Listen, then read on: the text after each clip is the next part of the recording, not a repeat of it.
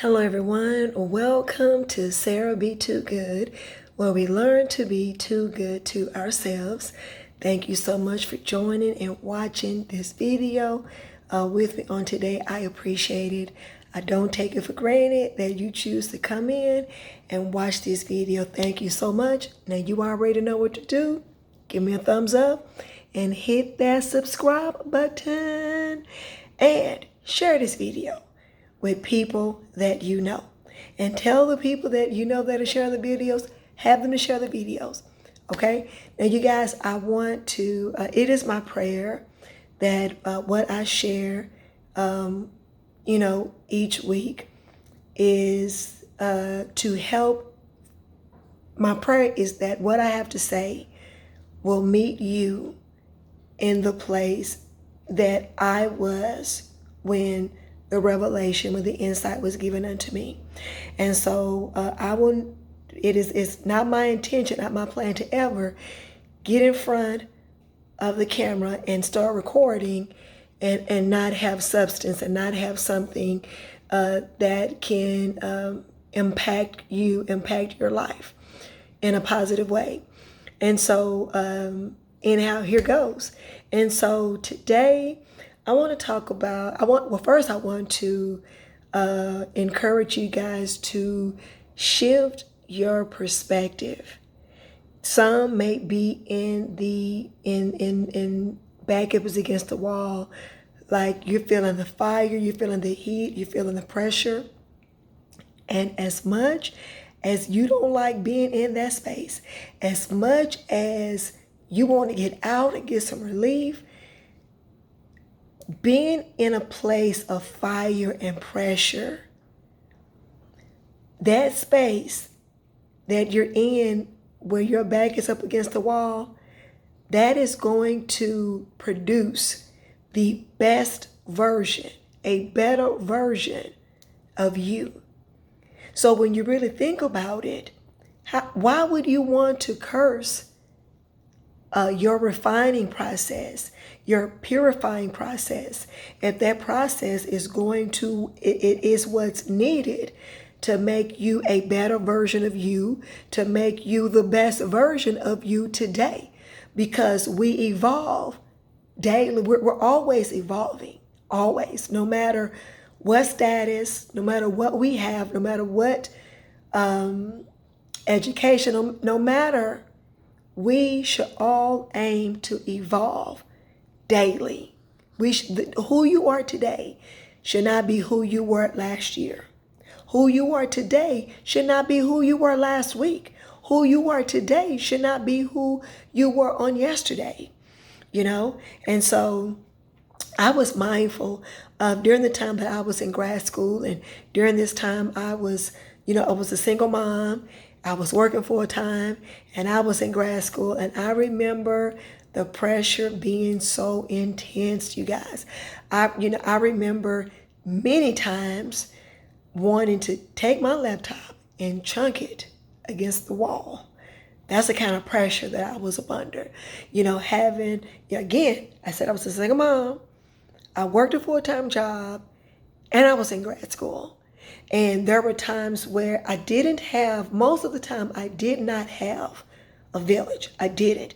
And so I had to do things on my own, and with the help of the Most High, I was able to do it. And so I wasn't fortunate enough to have a village around me, nor my children during that time. But because I did not have that village, it helped shape the person that you see today. And so the lack of support that I did not have shaped me who I am, prepared me who I am, today.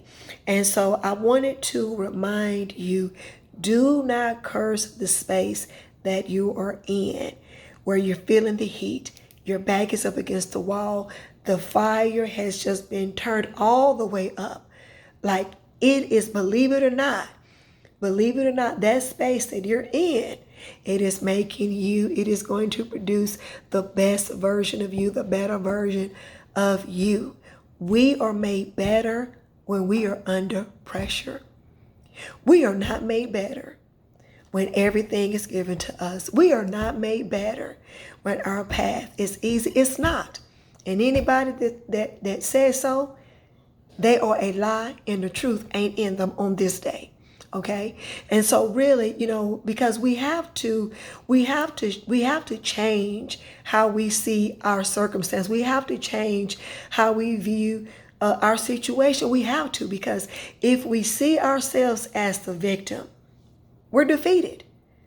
But if we change if we change our perspective on how we view our situation, when we can see ourselves as the victor and not the victim, then we've already positioned ourselves to win because of our mindset, because of how we view ourselves. Okay? And so back during this time that I was in grad school, you guys, I didn't know how. When I graduated across that stage from SAGU, from Southwestern Assemblies of God University, in Waxahachie, Texas, I look back on that moment and I'm like, I don't even know how I did it. Like, I don't know how I did it. I had to help my children with their homework. I remember one time I was working on, this must have been like an end of the year exam, not exam, but an end of the year assignment. And, I'm not talking about like a 5-page paper. I'm talking about like a 40-page paper. Now I can say 40 pages is nothing, after, being a published author, and I've completed my second manuscript, which is 40,000 plus words on a manuscript. And so 40 pages is nothing. I can say that back then. And so it was the end of the year assignment, and it was also testing time. It was also testing time for my children, and they had, to prepare for their statewide standardized testing, and they had homework, and my child wasn't getting it as fast as I wanted her to get it. And I became frustrated because I'm under this time crunch, and I had to get this assignment done, and I started crying, and I was like, oh God, like, why am I doing this? And I wanted to take the laptop and chunk it against the wall and pick it up and chunk it up against the wall again. But God carried me through. My child passed their statewide standardized exam. I completed grad school I got my master's, but that moment set me up to other things. Even now, faced with a situation, nothing that I can't handle, but I can say that now because of the pressure that I was under. And so, in fact, it has been proven that I work my best, my absolute best, when I'm under pressure. And so anyhow, current day, today, August 13th, I'm in this situation, and the God of Abraham, Isaac, and Jacob gave me a plan. Now, I'm going to have to put some elbow grease into it, but he gave me a plan to accomplish what I need to accomplish. And am I sweating bullets? No. Why? Because of the refining process that I endured and came out on the other side while in grad school has prepared me for this moment. And so because I was able to, because I successfully handled a situation where my back was up against the wall, then, meaning not having the support of family, not having the village, and I had to do the best that I had to do with what I had. And it was a party of one. That was the party. That was the village. And so while I'm not saying this to throw anybody under the bus, but I just want to encourage you to just look at your situation through a different lens. Look at your situation through a different through a different lens. Whomever is supposed to be there for you, they will be there. If they're not for you, take that as an opportunity that is going to refine you, that is going to help purpose you into your best version of yourself, a better version of yourself. You can't win. You can't go wrong with that. Anytime we are able to be the best version and the better version of ourselves, we always win.